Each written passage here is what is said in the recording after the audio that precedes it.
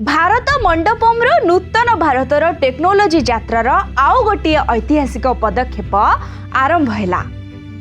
प्रधानमंत्री नरेंद्र मोदी दृढ़ और दूरदर्शी नेतृत्व रे भारत एआई रेवोल्यूशन नेतृत्वकारी शक्ति होई उठिछि। इंडिया एआई इंपैक्ट समिट 2026 स्पष्ट करथिला एआई केवल भारतर भविष्यत को नुहे बरं विश्वर उन्नति को मध्य नुआ आकार देव। 10,372 कोटीर इंडिया एआई मिशन माध्यम मोदी सरकार उच्चमानर कंप्यूटिंग सुविधा को स्टार्टअप रिसर्चर और युव प्रतिभा पाखक पहुंचाई। मोदी जी नेतृत्व में भारत एबे केवल टेक्नोलोजीर प्रयोगकारी नुहे बरं ग्लोबल एआई आर्किटेक्ट भावे उभा होउछि। एबे प्रश्न आसे ओडिशा पई एहार लाभ कौन? एक रे चाकरी, भुवनेश्वर एक बड़ आईटी हब हेबाकु जाउछि। डाटा साइंस और एमएल क्षेत्र में हजार हजार चाकरी आसुछि।